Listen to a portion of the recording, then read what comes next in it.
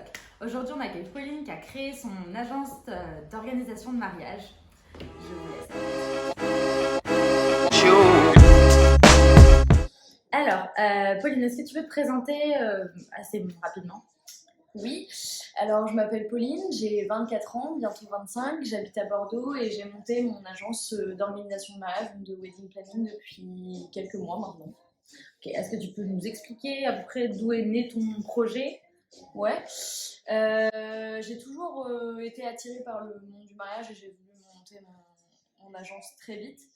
Après, quand je suis rentrée dans mes études supérieures, c'est un projet qui est un peu passé à la trappe, on va dire, que j'ai oublié. Et à la fin de mes études, j'ai redécouvert le monde de l'entrepreneuriat par le biais de mon alternance et du coup, j'ai voulu me lancer à mon compte et monter ma propre agence. Et du coup, c'est par rapport à donc, dans ton alternance que tu t'es dit, voilà, l'entrepreneuriat, ça me tenterait, mais pourquoi pas, du coup, s'être dit, je vais essayer en travaillant avec une agence qui existe déjà et me lancer et voir si voilà, c'est quelque chose qui te correspond aussi, parce que c'est un monde dans lequel tu n'avais pas forcément été. Pourquoi directement l'entrepreneuriat? Parce que c'est un milieu qui recrute pas beaucoup déjà. C'est beaucoup de gens qui montent leur propre agence et qui après recrutent au fur et à mesure, mais c'est très difficile en tout cas de rentrer dans une agence en tout cas parce qu'ils recrutent très peu. Il y a beaucoup d'indépendants, souvent elles sont toutes seules parce que c'est souvent des femmes. Ouais. Elles sont souvent toutes seules et elles continuent toutes seules d'ailleurs. Donc du coup c'est un milieu qui recrute pas beaucoup et moi j'ai fait mes études dans la communication. Du coup quand j'ai cherché mon premier travail, j'ai cherché plus dans la communication. Et bon, j'ai travaillé du coup dans l'événementiel, mais pas dans le milieu du mariage, dans l'événementiel professionnel. Et du coup, j'ai décidé de le faire à côté, en fait. Ok. Est-ce que tu pourrais nous dire en quoi ça consiste à peu près, voilà, organisation de mariage, on sait tous un peu ce que ça veut dire, mais qu'est-ce que toi tu fais particulièrement dans ton agence? Ouais. Alors moi je suis spécialisée que dans le mariage parce que la plupart des agences font aussi d'autres événements, baby shower, organisation d'anniversaire, etc. Moi j'ai décidé de me spécialiser que dans le mariage parce que j'aime beaucoup l'événementiel mais c'est pas un milieu où tous les événements m'attirent plus que ça. Ouais. Du coup moi j'ai décidé de me spécialiser dans le mariage mais après aussi je fais à côté du coup enterrement de vie de jeune fille, enterrement de vie de garçon, papeterie aussi, de la papeterie de mariage parce qu'avec ma formation j'ai fait de la communication et du graphisme et organisation de voyage de noces. Donc tout a un lien avec le mariage, mais je fais pas que de l'organisation des mariages à proprement parler. Alors, du coup, il existe pas mal d'agences d'organisation de mariage, et toi, tu te lances donc du coup sur le marché. Qu'est-ce que tu penses que tu peux apporter de plus, et quelle est un peu l'identité de ce que tu recherches à amener sur le marché? Ce que je peux apporter de plus déjà, c'est ma formation et mon parcours déjà dans l'événementiel, puisque la plupart des agences de wedding planning et des filles qui se lancent là-dedans n'ont pas forcément été formées parce que c'est pas un métier où il y a des formations reconnues déjà. Ouais. Donc du coup la plupart se lancent en n'ayant fait pas d'études en rapport, juste parce qu'elles aiment l'organisation de mariage, elles aiment l'univers du mariage et du coup elles se lancent et elles apprennent au fur et à mesure. Pas forcément avec une formation, quoi. Voilà. Moi ce que je peux, déjà j'ai ma formation scolaire puisque j'ai fait de la com et de l'événementiel. Ouais. Donc du coup déjà moi je sais comment organiser un événement certes professionnel mais du coup j'ai toute la démarche est la même. Donc le contact auprès des prestataires, voilà, où commencer, comment faire, etc. Et après moi j'ai décidé de faire une formation de wedding planning pendant 2 semaines avec une agence qui s'appelle Jules et moi.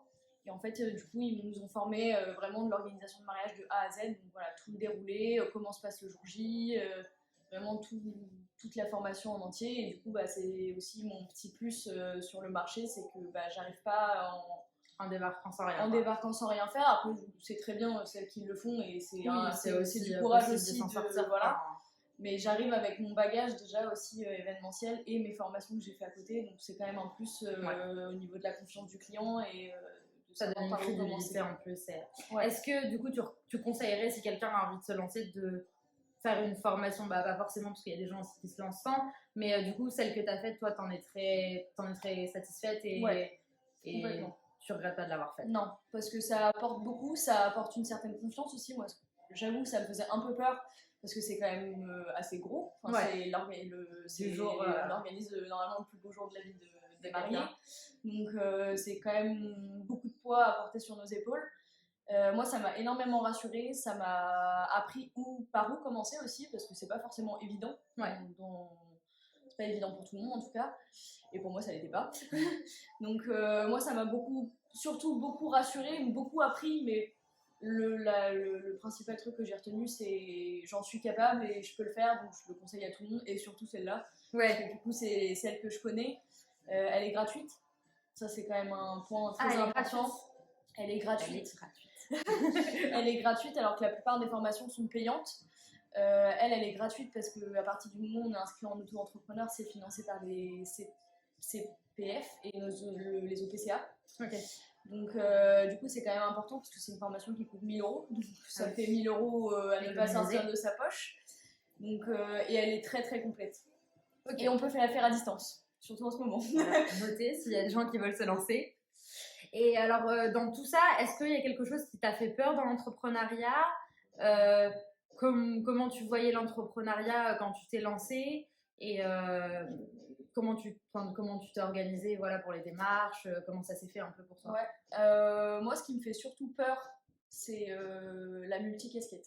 Et surtout le côté administratif et comptabilité, puisque moi c'est quelque chose que je maîtrise pas du tout. Alors j'essaye d'apprendre au fur et à mesure, et de toute façon quand on veut on en est tous capables. Oui, c'est clair. Mais moi c'est vraiment ce côté-là qui me faisait le plus peur, où c'est vraiment on fait le métier de nos rêves peut-être, mais c'est pas tout le temps rose, c'est pas tout le temps sympa à faire. Facile, hein. Et c'est souvent des tâches qu'on a tendance à repousser aussi, parce que à moins d'adorer la comptabilité, et je pense qu'il n'y en a pas beaucoup. Il y en a. Voilà. Donc c'est des choses qu'on a tendance à repousser assez vite, et du coup on peut vite se sentir pris par tout ça, et du coup se laisser aller aussi. Et c'est comme ça d'ailleurs qu'il y a plein d'entreprises qui font faillite, parce qu'ils les gens la vague de responsabilité d'un coup. Et donc moi c'était surtout ça qui me faisait peur. Après les démarches, j'ai eu la chance moi de pas avoir à m'inscrire moi-même en tant qu'auto-entrepreneur, parce que du coup c'est mon organisme de formation qui l'a fait. Donc du coup moi j'ai pas eu tout ce côté administratif à faire. Après je me suis un peu renseignée sur comment il fallait faire, parce que c'est toujours intéressant à savoir, mais moi j'ai pas vu ce côté là. Après c'est plus le côté déclaration de nom d'entreprise, puisque quand on se déclare en tant qu'auto-entrepreneur, c'est à notre nom, et ça restera toujours à notre nom, c'est notre identité le plus important. Mais on peut aussi déclarer le nom d'une marque, donc le nom de son entreprise. Et là, c'est beaucoup de démarches à faire. Il faut trouver les formulaires qui ne sont pas toujours très simples à trouver. Oui, pas toujours très. Voilà, c'est pas forcément très très simple à remplir non plus. Et on ne sait pas forcément où le déposer après. Donc, du coup, c'est la partie que j'ai trouvée moi la plus compliquée. C'est tout ce qui est administratif et des démarches, C'est ça. Et c'est pas toujours très bien expliqué chez nous. Donc, c'est clair. Voilà. Dans l'entrepreneuriat, du coup, est-ce que quelles sont aussi peut-être les difficultés que tu as pu rencontrer dans tout le processus au-delà de l'administration, dans tout le processus une fois que tu as créé ton entreprise, les étapes pour se lancer, démarcher des clients, vraiment se mettre en place sur le marché, quoi? Déjà le plus dur c'est le courage de se lancer, forcément, parce qu'il y a beaucoup de gens qui repoussent encore leur projet parce qu'ils ont peur de se lancer, et c'est totalement normal. C'est un risque en fait comparé à un travail qui est... Donc moi j'ai la chance après d'avoir choisi un milieu où en fait je peux continuer à travailler et avoir même un CDI en 35 heures à côté, puisque quand on trouve nos premiers clients, organiser un mariage c'est 20 heures par mois, donc c'est largement faisable les soirs et les week-ends. Et de toute façon nos clients travaillent la journée, donc on ne peut pas les voir en rendez-vous, donc c'est facile à gérer. Donc c'est vrai que le côté financier du coup fait moins peur, parce qu'on peut travailler à côté sans problème. Est-ce que pour toi l'objectif à terme c'est de du coup complètement arrêter de travailler à côté et d'avoir juste ton entreprise d'organisation de mariage, ou est-ce que tu dois, parce que tu t'épanouis dans les deux, continuer à avoir un travail à côté et avoir ton entreprise à côté, enfin sur le côté aussi, puisque ça arrive tu m'aurais posé la question il y a 2 ans, je t'aurais dit faire les deux, parce que j'adore ce que je fais aussi dans la com.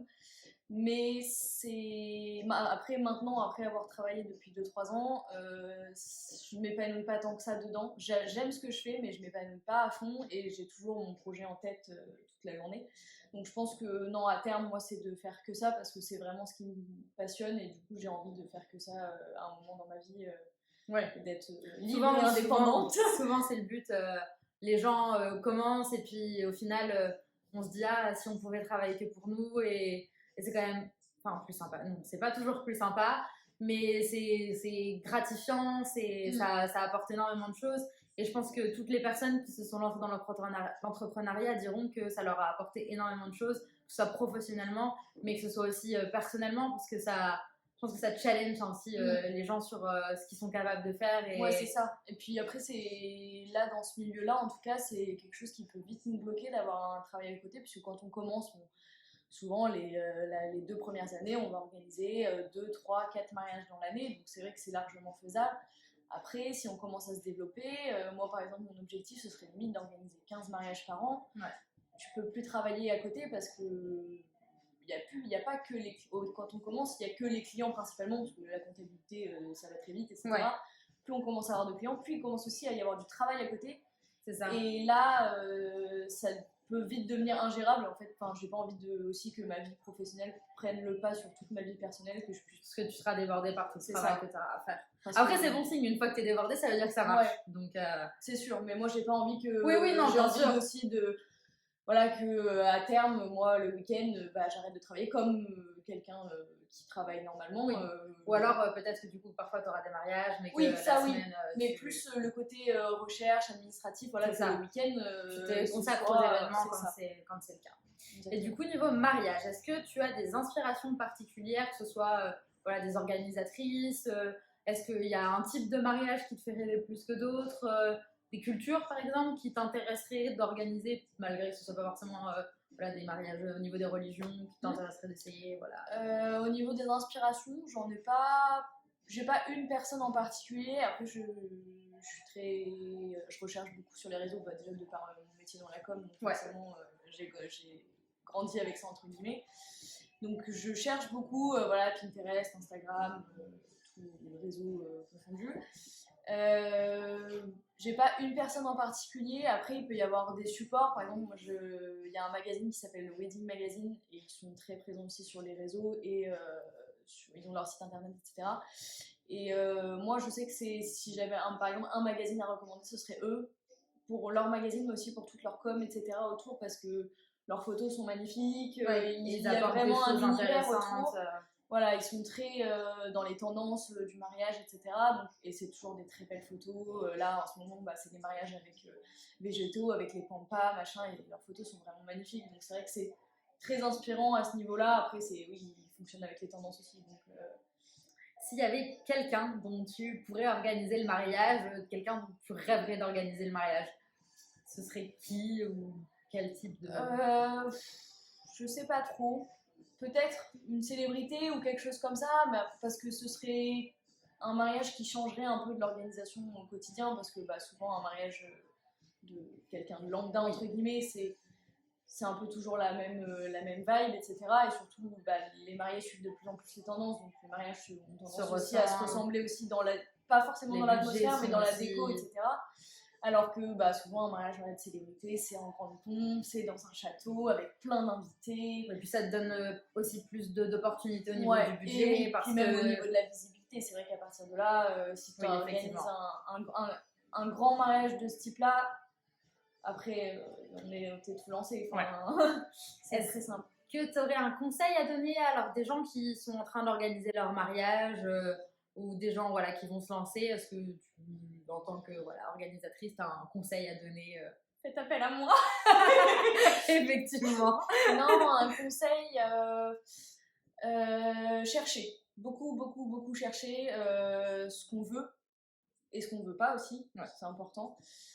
Pas forcément trop s'inspirer des mariages qu'on a vus parce que déjà, ça ressemblera jamais à exactement la même chose, ça ressemble pas au marié et faire un mariage qui leur ressemble. Pour moi, c'est le plus important. C'est beau d'aller chercher des inspirations de déco, d'ambiance, etc. Mais il faut surtout un mariage qui leur ressemble et dans lequel ils vont se sentir bien, ils vont passer une bonne journée et ce sera vraiment à leur image en fait. Donc pour moi, c'est ça le plus important. C'est pas de vouloir avoir le mariage parfait où tout va bien se passer de A à Z parce que ça n'existe pas. C'est ce que tout le monde veut, mais ça n'existe pas un mariage qui se passe bien de A à Z. Et souvent d'ailleurs, j'ai lu pas mal de témoignages là-dessus, ou des témoignages de wedding planner où les mariés à la fin disaient oh, ça s'est super bien passé, il n'y a pas eu un seul problème, et elles dans leur tête elles disaient si on a eu plein, mais juste vous les avez pas vus parce que vous avez quelqu'un pour les gérer, et quelqu'un qui a l'habitude va les régler très rapidement. Donc il n'y a pas de mariage sans problème, il y a toujours un petit truc qui va pas, la mariée qui prend son talon dans la robe, le bouquet qui tombe, des choses. Après c'est des petits détails, ça empêchera jamais de gâcher la journée, mais c'est des choses que d'avoir quelqu'un à ses côtés pour organiser, ça permet d'enlever une pression sur les mariés. Et un autre conseil, pensez à un plan B, toujours penser à un plan B, parce que on sait jamais ce qui peut se passer. Par exemple, le Covid, mais même pendant le mariage, par exemple des mariés qui vont faire leur mariage dans le sud, ils vont se dire on fait ça dehors, il va faire beau, on sait jamais en fait. Donc on sait jamais, toujours penser à un plan B au cas où. Par exemple, ils veulent faire leur cocktail dehors, très bien. Imaginons il pleut, si on n'a pas de plan B, on fait comment? Voilà. Et du coup, ça pourrait ruiner leur journée, alors qu'au final, c'est un petit détail qui pourrait se régler en 5 secondes si on y a pensé avant. Donc, toujours penser à un plan B pour tout. Et alors, pour finir, est-ce que tu aurais un conseil à donner dans le sens, plutôt quelqu'un qui a envie de se lancer? Alors, pas forcément dans l'organisation de mariage, mais ça peut être aussi pour quelqu'un qui veut se lancer dans ce domaine-là, mais plutôt quelqu'un qui a envie de se lancer dans l'entrepreneuriat en général. De croire en son projet déjà, parce que de toute façon si on y a pensé c'est qu'il y a forcément, on y croit intérieurement. Après c'est difficile aussi d'y croire tout le temps, parce que des fois à la moindre difficulté on peut se dire en fait est-ce que ça vaut vraiment le coup, etc. Donc croire en son projet jusqu'au bout, parce que si on y a pensé c'est que ça peut marcher, et souvent si on pense à un projet c'est parce qu'il y a un besoin aussi, parce que nous on y a pensé parce qu'on en avait besoin.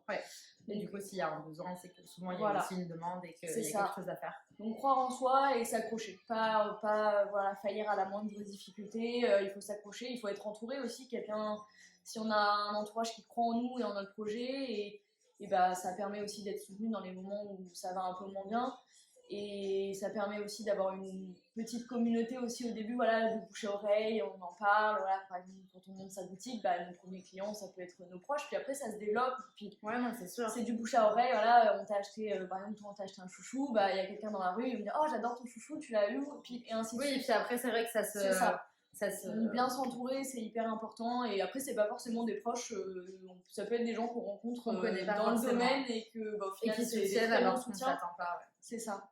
Donc bien s'entourer et s'accrocher, Ok. Alors pour finir, est-ce que tu peux aussi nous donner le nom de ton agence, ton site et tes réseaux, si j'ai envie de te suivre? Le nom de mon agence c'est Deux Oui Un Non. Mon site c'est deuxouiunnon.com, et après sur les réseaux c'est soit Deux Oui Un Non, soit Deux Oui Un Non Wedding à la limite.